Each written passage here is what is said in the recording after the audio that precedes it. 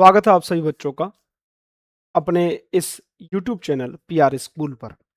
हम लोग आज एनसीईआरटी की क्लास 8th की पाठ्य पुस्तक हिंदी की उसका फर्स्ट चैप्टर स्वदेश को कंप्लीट करेंगे। शुरू करते हैं अपने पाठ स्वदेश। स्वदेश एक बहुत सुंदर कविता है और ये देश के प्रति समर्पण, देश के प्रति प्रेम को प्रदर्शित करती कहती है कि वह हृदय नहीं है पत्थर है जिसमें स्वदेश का प्यार नहीं। जो जीवित जोश जगा ना सका उस जीवन में कुछ सार नहीं। जो चल ना सका संसार संग उसका होता संसार नहीं। जिसने साहस को छोड़ दिया वह पहुंच सकेगा पार नहीं। जिसने जिससे ना जाति उद्धार हुआ होगा उसका उद्धार नहीं। जो भरा नहीं है भावों से बहती जिसमें रसदार नहीं। वह हृदय नहीं है पत्थर है जिसमें स्वदेश का प्यार नहीं। जिसकी मिट्टी में उगे बड़े पाया जिसमें दाना पानी। हे माता पिता बंधु जिसमें हम हैं जिसके राजा रानी। जिसने की खजाने खोले हैं नवरत्न दिए हैं लासानी। जिस पर ज्ञानी भी मरते हैं जिस पर है दुनिया दीवानी। उस पर है नहीं पसीजा जो क्या है वे भू का भार नहीं। निश्चय है निसंशय निश्चित है जान एक दिन जाने को।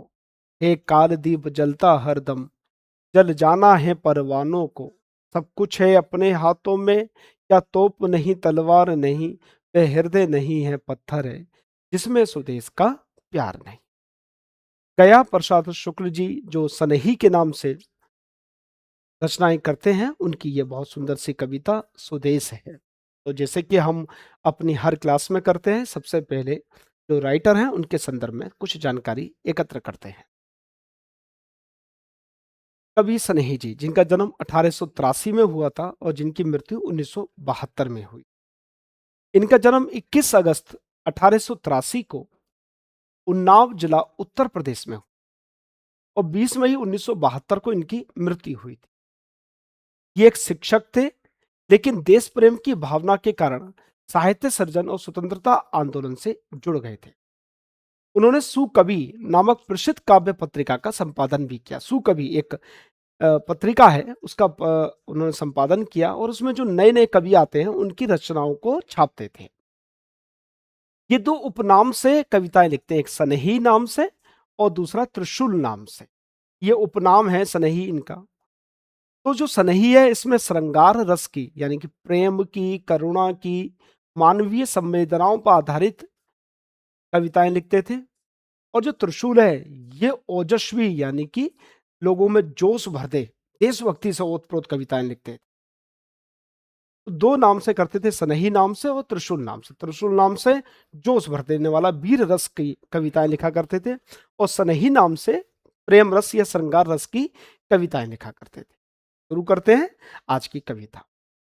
वह हृदय नहीं है पत्थर है जिसमें स्वदेश का प्यार नहीं। जो जीवित जोश जगा ना सका उस जीवन में कुछ सार नहीं। जो चल ना सका संसार संग उसका होता संसार नहीं। जिसने साहस को छोड़ दिया वह पहुंच सकेगा पार नहीं। देखिए वो कह रहे हैं कि वह हृदय नहीं है पत्थर है जिसमें स्वदेश का प्यार नहीं। स्वदेश का मतलब होता है अपना देश, जहां हमारा जन्म हुआ है वो देश। बोले कि वो जिसमें अपने देश के प्रति प्यार नहीं है, वो जो हृदय है ना उसका, वो हृदय नहीं है पत्थर का है। जो जीवित जोश जगा ना सका उस जीवन में कुछ सार नहीं। कहते हैं कि यदि मनुष्य के भीतर देश के लिए कुछ कर गुजरने का उत्साह जोश नहीं है तो उसके जीवन का कोई मोल नहीं है। जो जीवित जोश जगा ना सका, जो जीवित है और अपने अंदर जोश ना जगा सका, उस जीवन का कोई अर्थ नहीं रह जाता। जो चल ना सका संसार संग उसका होता संसार नहीं। जो व्यक्ति समाज का और देश का हित, देश का भला नहीं चाहेगा, उसके साथ दुनिया उसका भी साथ छोड़ दे। जिसने साहस को छोड़ दिया वह बहुत सकेगा पार नहीं। भाई कई बार क्या होता है कि बहुत सारी परेशानियां आती हैं, मुसीबत आती हैं, पढ़ते समय भी, जीवन में भी, और अगर आदमी ने हिम्मत छोड़ दी तो फिर वो उस परेशानी से पार नहीं जा पाता। अंत में कवि कहते हैं कि जो इंसान मुश्किलों से डरकर अपनी हिम्मत, साहस खो देता है, वह अपनी मंजिल या सफलता को कभी पार नहीं कर सकता। कई बार होता है कि भई हम असफल हो जाते हैं अपनी परीक्षाओं में, तो हम हिम्मत हार जाते हैं, भैया अब नहीं होगा हम पर। लेकिन नहीं, हमको हिम्मत नहीं हारनी चाहिए, हमको जोश के साथ आगे बढ़ते रहना चाहिए, नहीं, हम कर सकते हैं और मैं करके दूँगा। तो ये देखिए एक बच्चा है, जो कठिन चढ़ाई पर चढ़ रहा है और दिखाया जा रहा है, देखिए ये चढ़ेगा तो एक दिन अपनी सफलता को प्राप्त कर पाएगा। तो साहस ही सफलता की कुंजी होती है, लास्ट लाइन में ये बताने का प्रयास किया है हमारे कवि महोदय ने।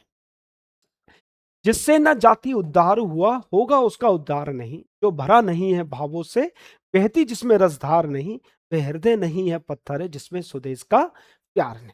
वो कहते हैं कि जाति उद्धार का मतलब यहाँ जाति नहीं है, जाति का अर्थ है समाज, समुदाय। तो बोले कि जिसने अपने समाज का उद्धार नहीं किया, तो उसका भी उद्धार नहीं होगा। कभी कहते हैं कि जो व्यक्ति अपने समाज या देशवासियों के भले के लिए काम नहीं करता, तो उसका खुद का भी कल्याण कभी नहीं होता। जो भरा नहीं है भावों से, बहती जिसमें रसधार नहीं, वह हृदय नहीं है पत्थर है जिसमें स्वदेश का प्यार नहीं। जो विभिन्न प्रकार के मानवीय भावनाएं होती हैं, दया की भावना, करुणा की भावना, संवेदना की भावना, प्रेम की भावना, अगर मनुष्य के हृदय में यह भावना नहीं है, तो उसका जो हृदय है वो हृदय नहीं है, पत्थर है। अगर उसका अपने देश के प्रति प्यार नहीं है, प्रेम नहीं है। तो देखिए यहाँ 2 चित्र भी दिखाए गए हैं, एक जिसमें प्रेम है और जिसमें जिसमें पत्थर हृदय है, जिसको कोई फ़र्क नहीं पड़ता कि एक बुजुर्ग व्यक्ति अगर सड़क पे गिरा हुआ पड़ा है तो वो निकल जाएगा। उसके मन में ये भाव नहीं आएगा कि मुझे इसकी सहायता करनी चाहिए। या कोई बच्चा परीक्षा से टाइम अगर उसका निकलता जा रहा है और वो सड़क पे मिलता है भागता हुआ कि उसकी परीक्षा छूट ना जाए, तो कोई उसकी सहायता नहीं करता, तो वो हृदय जो है उसका वो पत्थर का बना हुआ है भाई। वो समझ नहीं पाया, मान लीजिए कोई प्यासा है और आप पानी नहीं दे रहे हो, तो आपका हृदय, आपका मनुष्य योनि ही, आपका मनुष्य जीवन ही व्यर्थ है।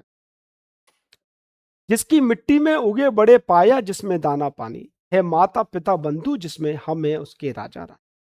वो कहते हैं कि जिसकी मिट्टी में उगे बड़े पाया पाया जिसमें दाना पानी, ये हमारा स्वदेश है। इसकी पवित्र मिट्टी से खेलकर ही हमने अनाज उगाकर पैदा हुए और हम बड़े हुए, हमने वो खाया अनाज, तभी तो हम बड़े हुए। इसी धरती से हमें जीवित रहने के लिए भोजन और जल मिलता है। हे माता पिता बंधु जिसमें हम है उसके राजा।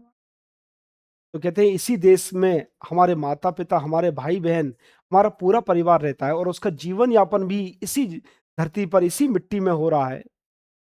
तो हम सब रिश्ते में आपस में क्या हुए, बहन भाई हुए। तो हम किसी बाहरी शक्ति के गुलाम नहीं है, हम है राजा रानी का मतलब हम स्वतंत्र हैं, अपना निर्णय स्वयं ले सकते हैं। ऐसा नहीं कि हमारा निर्णय कोई और व्यक्ति ले। हमको अगर किसी व्यवसाय में जाना है तो हम स्वतंत्र हैं, हमको कोई पढ़ाई करनी है हम स्वतंत्र हैं, हम वो पढ़ाई कर सकते हैं। ऐसा नहीं कि कोई दूसरा व्यक्ति हमारा निर्णय ले।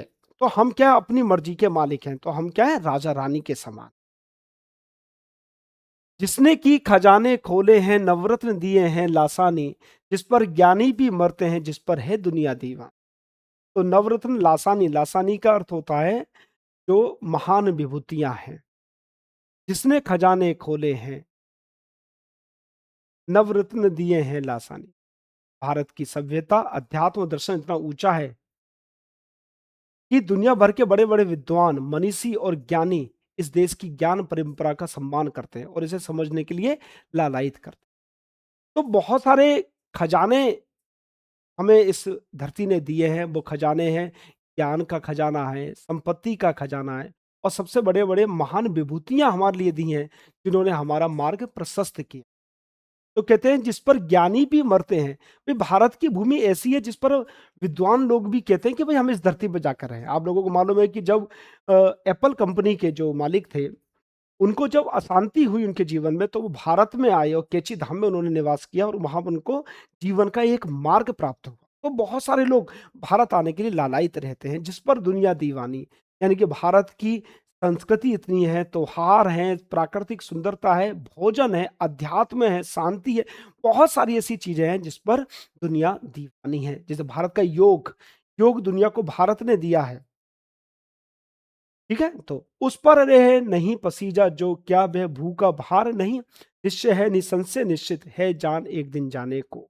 तो ये कह रहे हैं देखिए एक बुजुर्ग व्यक्ति बैठा हुआ, दुखी परेशान सा, भूखा प्यासा, तो इस व्यक्ति पर कोई भी उसका फर्क नहीं पड़ा, लेकिन दूसरा व्यक्ति है वो इन लोगों की सहायता कर रहा है। तो एक संवेदनहीन व्यक्ति है जो कि जमीन पर भार है, उसके जीवन का कोई महत्व नहीं है, और जो संवेदनशील व्यक्ति है वो देश का सच्चा सपूत है।